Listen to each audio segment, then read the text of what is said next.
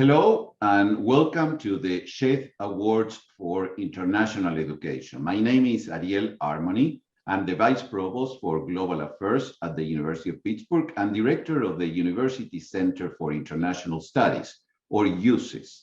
I'm honored to have all of you here today for one of our most prestigious awards granted to recipients we believe best embody our commitment to global values. This event is truly one of the highlights of the year for UCIS. UCIS began these awards in 2012 thanks to the generosity of Pitt alumni Dr. Sheth and Mrs. Madhu Sheth and the Sheth Family Foundation. We are grateful for their support of the university's focus on global education. Each year, the Sheth Family Foundation offers this significant award honoring one faculty member and one international alum whose exceptional efforts advance Pitt's mission and commitment to being a truly global university. I'm delighted to welcome this year's winner of the Sheth International Young Alumni Achievement Award, Dr. Sai. We are honored to also be joined virtually by Dr. and Mrs. Sheth. For the alumni awardee, we look for someone who has taken the lessons they learned at Pitt to heart after they graduated. This year's Young Alumni Achievement Awardee recognizes the current need in the world to understand and gain experiences that transcend national borders, languages, cultures, political affiliations. Dr. Sai's contributions to the electronics and communication disciplines are powerful and have generated progress and development in those fields with local and global impacts. His influential research has moved the boundaries of the discipline to tackle challenges in technology in low resource areas, exemplifying what Pitt students can accomplish and how Pitt alumni can contribute to the betterment of society. This past year has further emphasized that our world is profoundly interconnected. As a university and a global community, we are deeply committed to protecting and highlighting those doing international work that provides resources, education, and support to communities around the world. Our award winner exemplifies this philosophy, and I'm truly honored to have him here today. I want to give my special thanks to all those involved in the organization this year, a challenging one indeed, especially to Dr Torres, Jason Kane, Laura Daversa, Stephanie Comfort, and the entire Sheth Awards Committee. Their tremendous work and commitment to Pitt's global engagement is truly inspiring. With that, I would like to formally introduce Madhu and Sheth. Madhu Sheth has excelled in her roles as educator, entrepreneur, and philanthropist. Madhu started and ran an import-export business, and after years of travel, she and Jack started the Institute for Communications, Research, and Education in Atlanta. She is the co-founder of the Madhuri and Jagdish Sheth Foundation and the Sheth Family Foundation, which fosters education, wellness, and sustainability in the United States and India, specifically in Metro Atlanta, the Indian community, and via renowned universities. Madhu is also an active member in the community, contributing to numerous organizations that positively impact the lives of thousands of people. Dr. Sheth is a renowned scholar and expert in the field of marketing, known globally for his scholarly contributions in consumer behavior, relationship marketing, competitive strategy, and geopolitical analysis. He is the Charles Colstead Chair of Marketing in the Goizueta Business School at Emory University. Jag obtained his MBA and PhD at Pitt. A generous individual, a sophisticated thinker, a talented advisor to government, universities, and many organizations around the world, he represents the superb caliber of our university. I've been lucky to spend time with Jack and Madhu in Atlanta, and I hope I can visit them again soon. We are honored to be joined today by both Madhu and Jack Sheth, who will offer some welcoming remarks. Thank you. Thank you very much. Madhu, you want to go first? No, why don't you go first and I'll just follow you later. Thanks. Our routine, okay, Ariel, you know that's our routine. So, well, again, thank you for hosting such a great event. It's just done flawlessly, as we had 2 weeks ago, recognizing the faculty award, 2 recipients. My congratulations to Dr Sai, and we have many things in common. I was a student, he's a student, graduated, but there's a huge difference. In my generation, we did not as much at such a young age as what Dr. Sai has done. It's remarkable to see this young alumni award of a foreign student or an international student who comes to Pittsburgh for any degree, undergraduate, graduate, PhD, and remarkable achievement they achieve at a younger and younger age. If you look at the roster of all the previous recipients, it is just the who is who. And I'm so glad that this time we are also recognizing somebody from the bioengineering discipline. We have had quite a few from humanities, social sciences, wonderful people, but I think it shows you the breadth of capabilities Pittsburgh always had. And I tell you, I'm still so grateful to University of Pittsburgh for giving me the fellowship to come, mentor me very, very well. Pittsburgh as a community was a very friendly community. And so we really feel very strongly about giving back to the community as well as to University of Pittsburgh. And the last thing is that, Sai, for your information, we asked, Madhu and I also got married in Heinz Chapel in Pittsburgh at University of Pittsburgh in 1962 in December. So we have been married for more than 58 years and looking forward to having 60th anniversary, which is a long journey, but will be great. So again, congratulations and welcome to this unique group of young, talented people who have all graduated from University of Pittsburgh. Madhu? Yes, I would like to definitely welcome and congratulate Dr. Sai. I think the most common thing we have is University of Pittsburgh and the town of Pittsburgh, city of Pittsburgh, because that's where I feel so proud to say this, that that's where our beginning happened. That's where we started our life together. I came here, I still remember in 1962, December 16th, I came to, to Pittsburgh, and the big snowfall really welcomed me besides Jagdish. But that was so beautiful, and I'll always remember that just like yesterday. And Pittsburgh has helped us grow, and we feel like we're still growing because we had a very good beginning over there. And Sai, I'm sure you also have the same feeling and maybe same kind of an experience, and I'm looking forward to hear all from you now.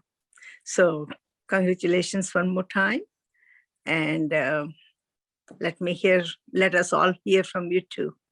Thank you. Thank you so much, Madhu and Jack, for those truly fantastic remarks. And I think that for those of us who are still relatively new to Pittsburgh, we haven't lived here for many decades, as many others. We are still learning that it can snow in December, but also it can snow in April, as it was the case a couple of days ago. Yes. So I'm now delighted to introduce Dr. Torres, who will offer remarks on behalf of the Sheth Committee, introduce our Sheth awardee, and served as moderator for what I'm sure will be a lively dialogue with Dr. Sai. Dr. Torres is Executive Director of Global Engagement at UCIS. As a leading member of a team that works to achieve the university's global aspirations, she is a primary liaison for administrators, students, faculty, and staff on education abroad programs, community engagement, international student services, and global operations support. Belkis holds a PhD in English with a specialization in Latinx cultural studies and women's and gender studies from the University of Notre Dame. She is extremely active in the Pittsburgh community. Among other things, she serves as president of the board of directors of the Latino Community Center and on the executive board of the Hispanic Latino Professional Association at Pitt. This year's celebration of the Sheth Awards highlights, in my opinion, the transformative role of extraordinary Pitt people who work with determination to make these and other communities more welcoming, inclusive places, and to foster a real sense of belonging. Belkis, a first-generation US-born citizen with Cuban ancestry, knows firsthand how challenging this task is. So, I want to take this opportunity to thank her for being such a force, a role model for so many, and an inspiration to all of us. Dr. Belkis Torres, please. Thank you so much, Dr. Armani, for those wonderful remarks. It's truly humbling and a real pleasure to work as part of the University Center for International Studies leadership team. It's a pleasure to join you today. Thank you. It's also a true privilege to thank Dr. and Mrs. Sheth on behalf of the selection committee that meets annually to pick the faculty and alumni winners of these distinguished awards. It's been a pleasure to serve on that selection committee for over 5 years. And it's really, truly your generosity that compels our group to come together to read through nominations of Pitt's brilliant faculty and young alumni who are making a real difference in the world today. This year, this past year, 2020, I should say, was especially humbling and inspiring as we read about the amazing international work of Pitt's young alumni. And for the selection committee, Dr.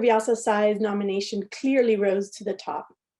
On behalf of the faculty, staff, and past Sheth Award winners who comprise the Sheth Awards selection committee, I would like to congratulate this year's International Young Alumni winner, Dr. Sai.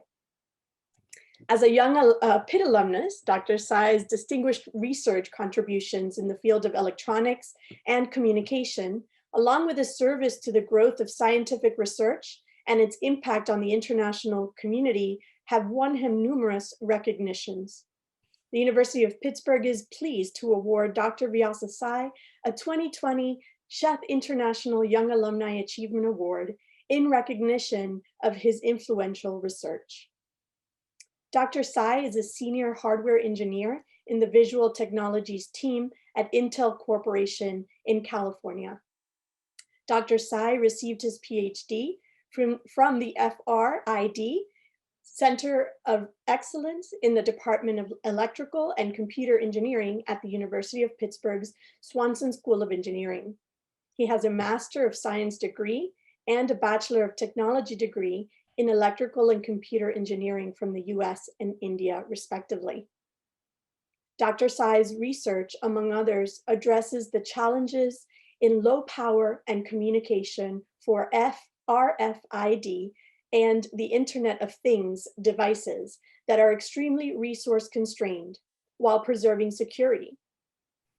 Dr. Sai has authored a book chapter, several US patents, patent applications, invention disclosures, and has contributed to numerous international journals in the field of electronics and communications with a focus on hardware engineering that includes RFID, IoT, the Internet of Things, low power electronics, security, graphics, among others.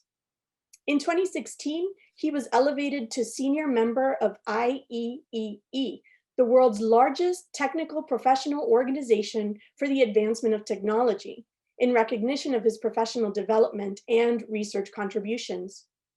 Dr. Sai's research contributions and accomplishments demonstrate technological excellence while making a significant impact on the research field that has resulted in many of his national and international awards. He has also contributed in terms of service to the research community by serving as an associate editor, technical committee member, editorial board member, session chair, and review committee member of various international journals and conferences. During his doctoral studies, Dr. Sai taught several engineering and science courses, mentored undergraduate students, and continues to mentor high school students to this day. His volunteer contributions also include roles as part of the advisory board and committee in institutions for engineers in India that mainly focus on either promoting engineering research activities or technical education for the development of students for a better future. Dr. Sai, it is truly an honor to celebrate your accomplishments today. Congratulations. Thank you for your kind introduction, Dr. Torres. To say that I'm delighted, honored, and humbled to receive this award today is an understatement.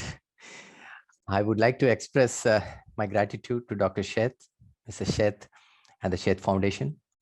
And my experience at Pitt has laid foundation for my career and professional accomplishments. I'm always grateful to the support that I received from the Pitt community.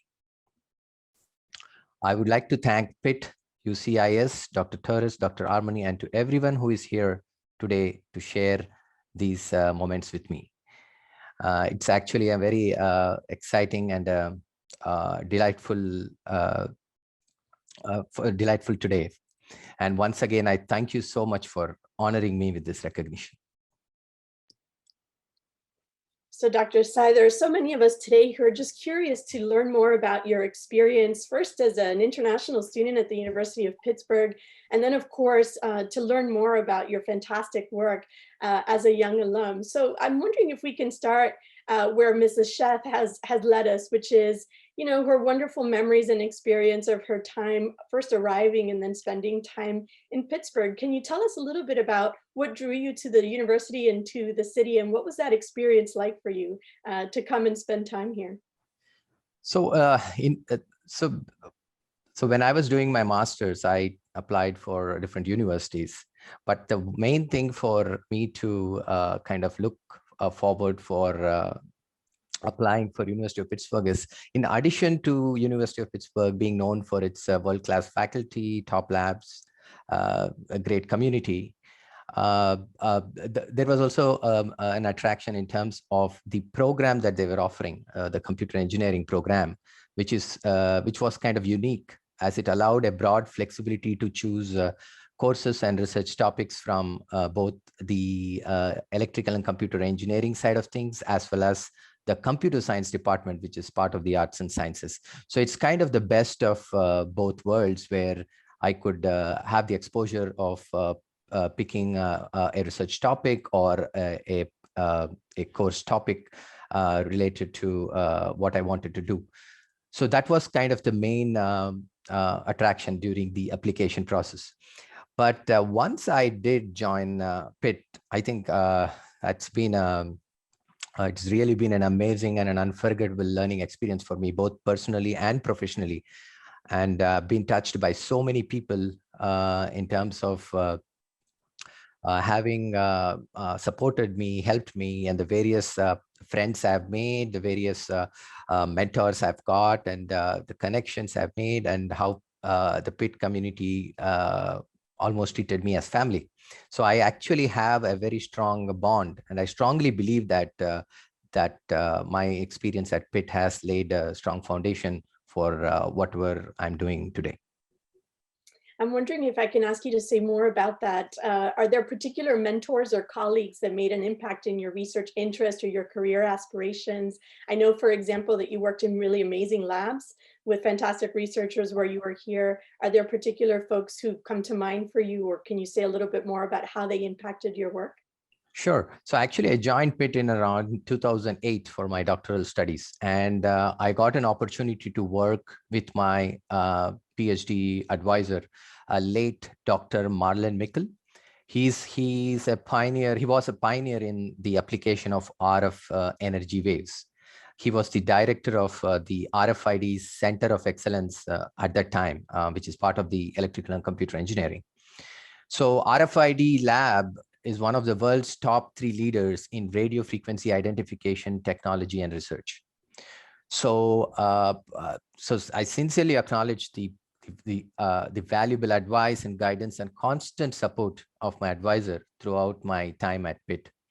And I was also mentored and supported by so many amazing professors. I'm deeply thankful to Dr. Kane, who is currently the emeritus professor of the EC department, who was also part of my committee. Then Dr. Mao, who is also currently the professor of the EC department, and Dr. Mingui's son, who is a joint professor of the bioengineering department, the electrical engineering, and the neurosurgery department. And Dr. Erwin, he's also the current associate professor in the EC department, and late Dr. Levitan, among others. And their time and thoughtful inputs and valuable feedback has always been something that I cherished and has helpful in the growth as a person, and both professionally and personally. I also got a chance to interact with a diverse set of fellow researchers and students that has enriched my experience at Pitt.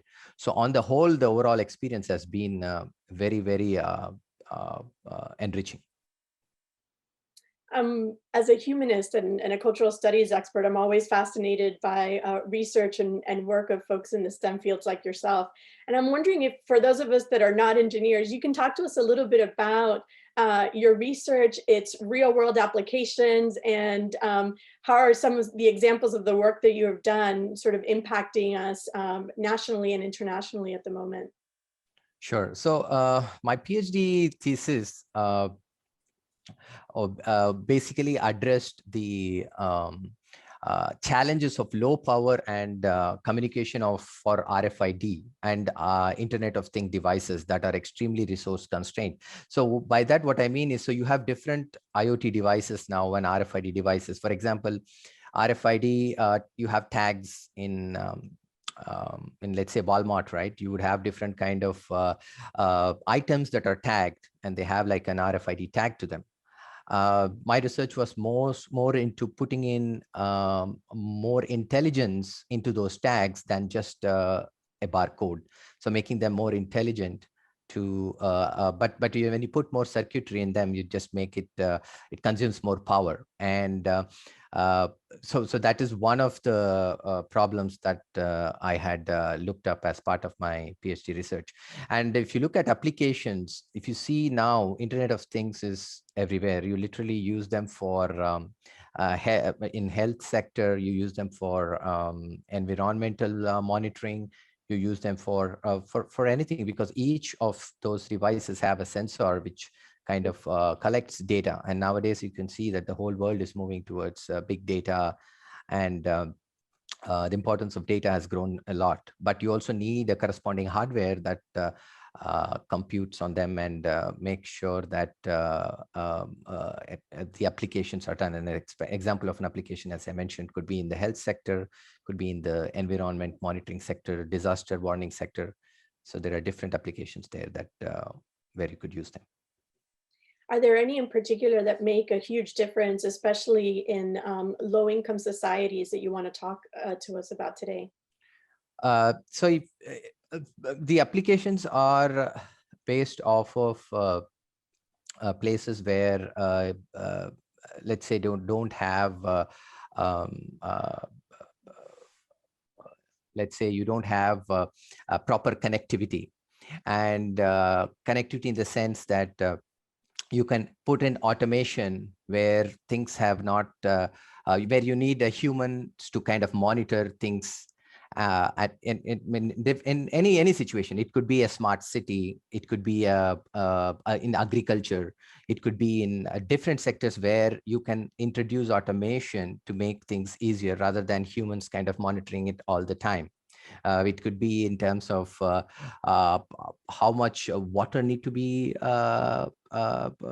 sent into the fields, for example, based on the moisture content in the air. That could be a device where you could have different what do you say, different factors that could be monitored and done that in an automated way, where you don't need a human to kind of monitor those. So those are some applications where it would be helpful in, especially for example, in a rural sector. Excellent, thank you. I certainly don't want to monopolize today's conversation, and so I want to take a moment here to encourage our participants that if you're interested in asking Dr. Sai a question today, that you drop it in the chat or in the Q&A, and that we can certainly include you in the conversation. We want to be sure that we make the most of our time with our distinguished guest, and that we learn from him as much as we can, right? Thank you, everyone, for joining into the conversation. Dr. Sai, I'm curious, you know, the University of Pittsburgh is deeply committed, as you know, to fostering an environment where students are connected with professional mentors. As you were talking about earlier, you had a phenomenal advisor who really influenced your passion and your work. And we're always curious to learn from alumni how you would describe your experience to promising students. So for example, if a promising student came to you and asked you about the University of Pittsburgh and your experiences both within the academic space and the social environment, what kind of advice would you give to them? I think my time at Pitt has had a great impact, both in my career and personal life. So apart from the world-class education, top faculty, the sense of community, which I strongly believe are the hallmarks of University of Pittsburgh, the students at Pitt can also get the experience of interacting with different international cultures, history, and so much more. So I think you have both the academic as well as the non-academic aspects for a growth of a person, not just as professionally or as for a career, but also on the personal front. So I feel these aspects are something that I have personally experienced, and I feel someone who is coming in at Pitt is something that they definitely would help them grow. Can you talk a little bit about your own experience as an international student in the city of Pittsburgh? How welcome did you feel when you were here, both off and on campus? I imagine that as a graduate student, you were mostly residing off campus, right? What was that experience like for you, and how did it inform your, not just your professional growth, but also your personal growth? So since the day I landed in Pittsburgh, I have been welcomed with open arms. So there were the international community, they at Pitt, they made sure that there was somebody who picked me up from the airport to the university, ensured that I had all the support to find an apartment close by to the university, explained me things in terms of transportation, in terms of everything I needed for me to have a comfortable life at Pitt as a student. So I can see that and every passing year, I would make sure that I give back, making sure that I also go and help out students, just to make sure that they are as comfortable as they are, whether it is to pick them up from the airport back here or to give them advice on where you can find better apartments, or how comfortable you are, and where how they can navigate through the campus at the University of Pittsburgh. So I think for me, it has been a very welcoming place from the day I landed. And I literally consider Pitt as my family, and that's how they treated me too. So I think anybody who's coming in will have a great experience in that aspect too. Excellent, thank you. We have a question coming in from one of our participants who asks, what are the opportunities that new technology can open up for expanding access to education around the world and in India in particular?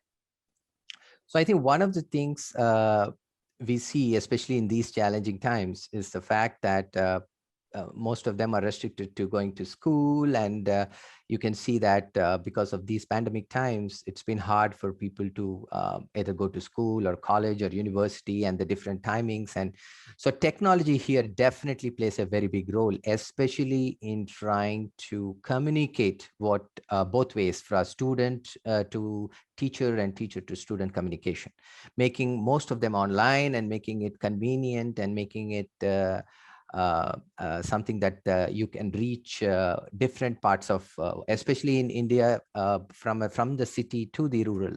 You make sure that you have such communication between a student and teacher, even if they are not able to travel to get to a university or a school. And there are also other aspects which I see that are opening up slowly, is that sharing of information. Even if you are not associated with a school or a college, you can still have the online teaching for rural students, available content for them that they can access. So basically, technology, I feel, is changing the way education is being done today. That's fantastic. There's another question that's coming in about how, if you can tell us a little bit about how the programs that you've implemented are being received by the target communities in particular that you intended to serve. I think it goes along the lines of the conversation we were just having around the applicability of education and expanding access to education, right? So I'm actually involved with two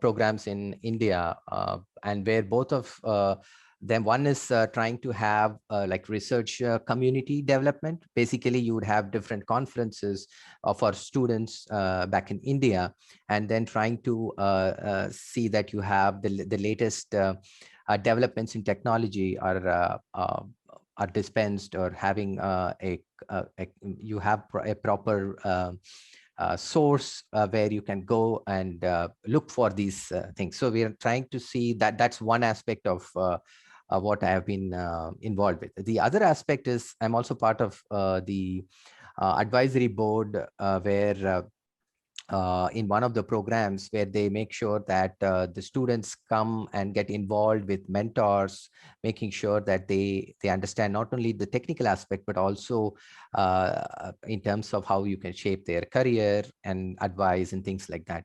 In addition to these, I'm also involved with Intel's PC Pals program, which is also a program where I interact with the high school kids, trying to encourage them to whatever they want to do in terms of mentoring them. So I'm also involved in that kind of activities too. So these are some things that I'm currently involved, and I'm planning to expand more on these aspects based off of joining more programs so that I can impact more people.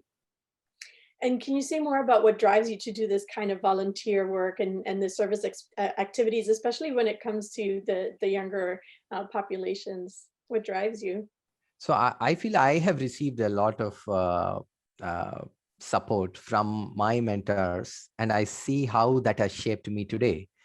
So I feel that if there is somebody who whom I can give back in terms of supporting, whether it is high school kids or students at the university, whether it's both technical or non-technical, in any kind of support I can do, that I feel that I strongly believe that that would be something that I would like to do in terms of giving back to the community.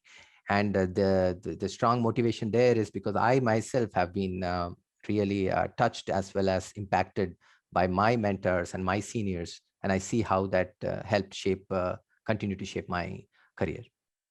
So there's been this long-term conversation about the gap or the absence of women in STEM fields. I'm wondering if you can talk a little bit about whether you're seeing trends headed in a different direction in light of the high school students that you're serving. For example, are you seeing a larger population of female participants, for example, and do you feel that they are seeing a place in a space for themselves in the STEM fields in the future? I think that has it has been on the rise now, because I think for the past I think 3 or 4 years I've been involved with the high school students, and I can see that every passing year there are more and more students, especially women, who are kind of trying to get into these STEM fields.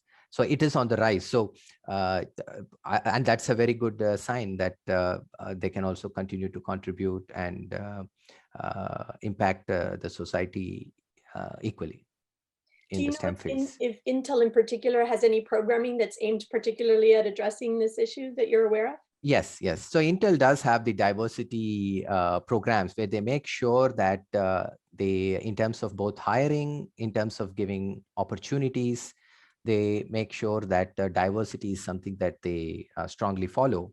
And diversity, not just with women, but also different people with different color, and they make sure that that balance is there. So they have actually a separate department that kind of handles this. And I can see that with my own team, where they kind of balance that out.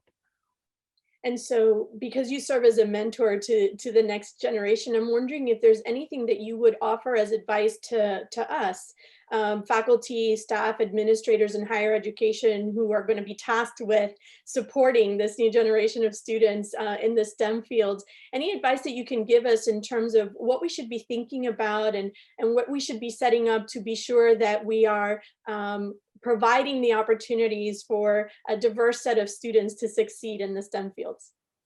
I feel that Pittsburgh is already doing a lot in this context. But I feel that what an additional thing that also can be enhanced is the fact that you can have, especially let's say alumni who actually graduate. And let's say if there are more women who graduate, they can actually come back and give back to Pitt by having mentoring sessions and things like that to encourage more women entering the STEM fields. That would be something that you can do as an addition. But I think I already have seen, because even though I'm not at Pitt, but I do have friends who actually joined Pitt, or whom I have either asked them to go check things out, and so they have actually gone ahead and enrolled and part of different programs at Pitt. And I've seen that now there is an increase compared to what it was. So I believe that Pittsburgh is doing a lot already. And maybe the additional things that can be enhanced would be to see that the alumni gets back to providing encouragement and more because especially people who graduate, they can actually, because they would be in part of the workforce, and they can give you better insight and see what kind of encouragement and inspire the current generation. Thank you. That's really encouraging advice. Yeah, we have some really interesting professionals with us today who are actually trying to do more work in terms of broadening opportunities for alumni to network with current international students across the fields. And so I'm sure that they are delighted to hear that your advice is sort of nodding to the fact that we're headed in the right direction. So thank you for that. There's another question that's coming through the Q&A here. First, they're thanking you and congratulating you for your achievements, and are asking if you can comment on how the new national education policy will change the structure of training in STEM fields in India in the future.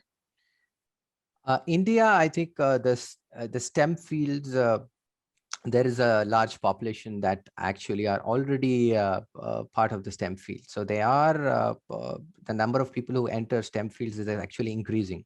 And they are already on a pretty, they're not at a lower level, actually. They're pretty high in terms of, because most of my friends and the colleagues I see who have, and the juniors I see back in India, they're already, most of them are actually in the STEM field, whether it's both women and men.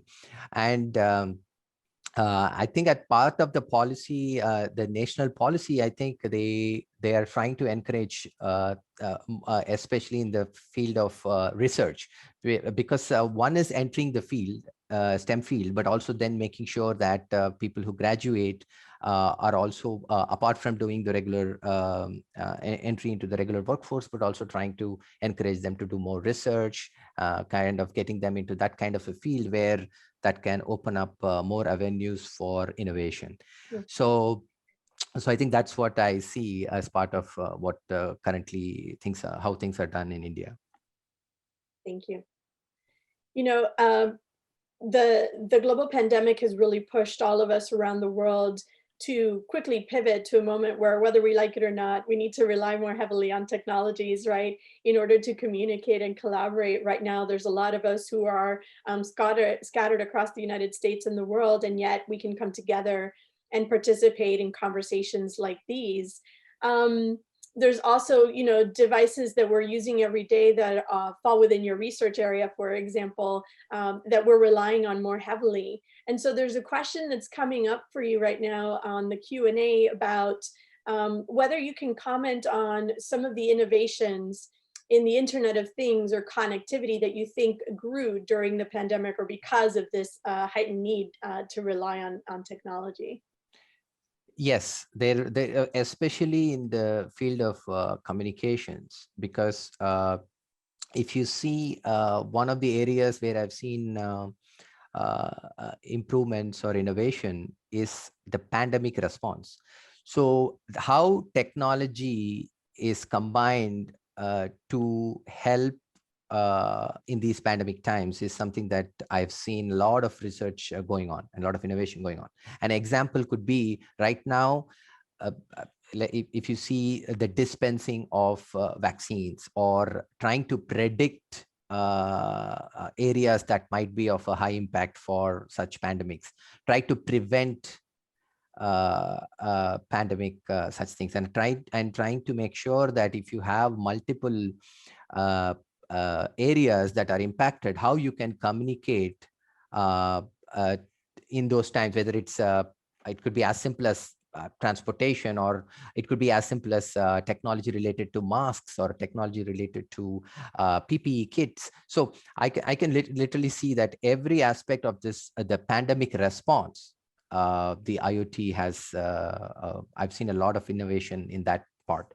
And also I think there is a special issue also where, and the reason why I get to know more of these is because there is also a special issue that I'm a part of, I'm a guest editor of, which is the how IoT impacts the pandemic response. And I can see the articles coming in on how much research and how much focus that people are especially focusing on. So especially healthcare sector is where I see the IoT applications growing. And so in conversations like these, especially around healthcare needs, it also begs the question of security, right? And how does one innovate and advance innovations without sacrificing privacy and security? I know that this is part of your expertise. I'm wondering if you can speak to that element of the conversation. I think that's something that I feel still yet to completely evolve, because this one, I think right now the researchers are more into trying to in a reactive mode because of the pandemic.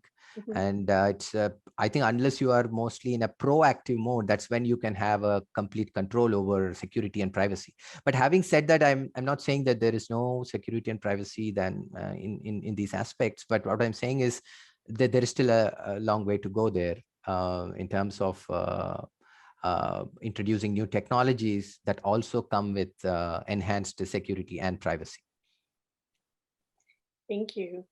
So as we near the end of the hour together, we want to switch gears here a little bit and talk about this particular award ceremony. We know that you're someone who is highly regarded and has received numerous international awards and recognitions, as well as recognitions within your field across the United States. This particular award brings you into a conversation with highly distinguished group of Sheth awardees. This year, for example, one of our Pitt alumni, Dr Armani, was just recently elected president of Kosovo. She was the award winner in 2017, so no pressure, right? So the question for you is, how do you see yourself in a decade from now? What is it that you're hoping to achieve? What are your aspirations, and how do you see yourself moving forward? So I want to continue to do what I'm doing now and try to have technology in terms of more of a societal impact.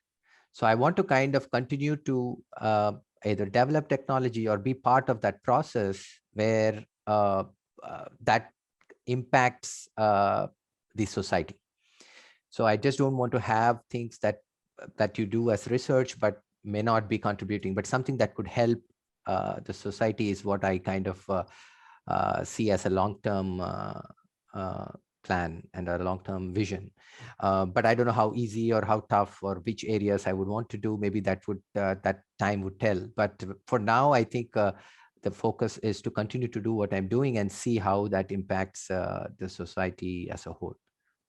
I'm going to follow up on that question and ultimately ask you, why does this matter so much, right? At the University of Pittsburgh, we are definitely committed to ensuring that the academic programs, the activities, the projects that we lead and spearhead, especially through the University Center for International Studies, are ones that speak to the ways in which global problems, issues, challenges also have local implications, and vice versa, that local challenges and opportunities give us a platform whereby we can consider global applications of solutions that are especially germane to a particular city. The issue or the question of sustainability, for example, has been one where we can certainly talk about how it becomes a local problem or an issue here in Pittsburgh, but how we can learn from and actually exchange ideas and projects with partners worldwide, right?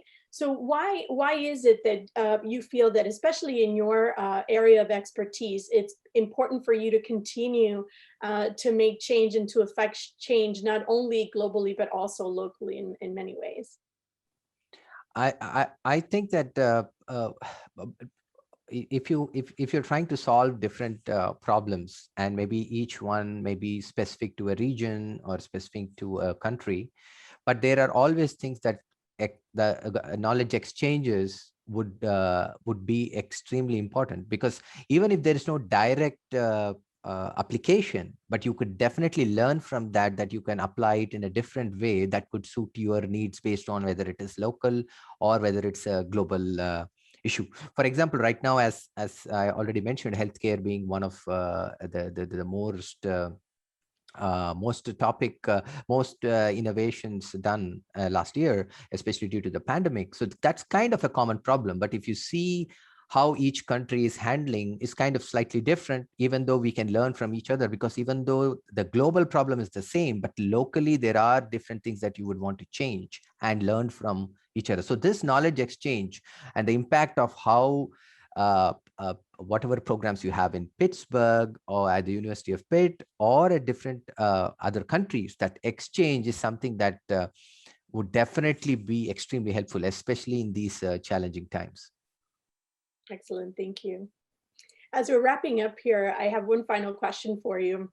This in the array of awards and recognitions that you have received, I'm wondering if you can talk a little bit about what makes this one maybe a little different for you personally or professionally. We know, of course, that the Sheth Awards are made possible by Dr. and Mrs. Sheth's generosity as alumni who were also in their own rights international students and community members in Pittsburgh, right? Can you talk a little bit about what this award means to you?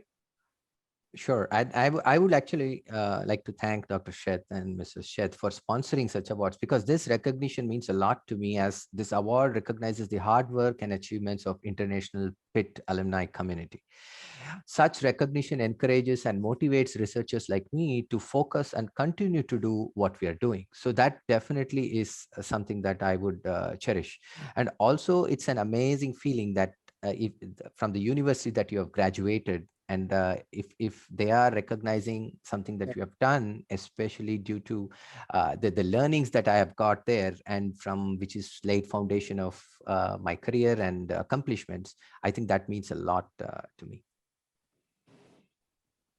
Thank you, Dr. Sai. Dr. Sheth, did you want to chime in?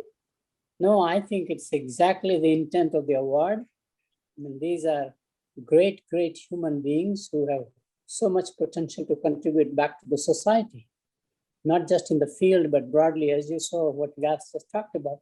His own belief system is now to serve bigger, broader community and the society on a larger scale. And he is able to do it because his area is so fascinating. RFID, I know a little more. I've been in communication field myself as an advisor, but Internet of Things is the future. And what he is doing is a major challenge. How do you have a low power, billions of those embedded things as we do in the automobiles right now, for example, and then serve the society in the process, you know? It's incredible. So congratulations. Thank you, Dr. Sheth. Dr. Sai, before we leave this afternoon, any final thoughts that you want to share with the Pitt community? So I'm actually, in these challenging times, I'm really very, very delighted, and also it must be really hard to organize this, especially in these times. So I'm really thankful that you were able to organize this, and also thank you so much for honoring me with this award, because this does definitely mean a lot to me personally, and I also hope that such awards also kind of inspire, the encourage researchers like me and the other current students to think globally in all their endeavors. Exactly. Thank you, Dr. Sai. Congratulations again. It really has been a privilege and an honor to get to know you and to engage in this conversation with you. We thank you so much for sharing a bit of your expertise, your advice, and your experiences with all of us today. It really has been our pleasure to get to know you. It's been a privilege to be part of Pitt. I also want to thank Dr. Sheth and Mrs. Sheth and the Sheth Family Foundation for their generosity and their support. Without them, these prestigious awards, of course, wouldn't exist. And so we want to thank you both for your ongoing support and commitment to international education and global engagement at Pitt. We are so honored that you could join us today. Thank you. Thank you. And finally, of course, I want to thank Dr. Armani for his leadership as Vice Provost for Global Affairs and Director of the University Center for International Studies, for advancing and championing this kind of work, for leading us this afternoon, and for continuing to help the University of Pittsburgh advance in its comprehensive internationalization efforts. Thank you, Dr. Armani. As we get ready to finish and conclude today's award ceremony, I want to remind us all that nominations for the 2021 Sheth Awards are now being accepted through the end of April. We want to be sure that you nominate distinguished Pitt faculty and notable international alumni like Dr. Sai for their exemplary work. Details on these prestigious awards, as well as the nomination forms, are available on the USIS website.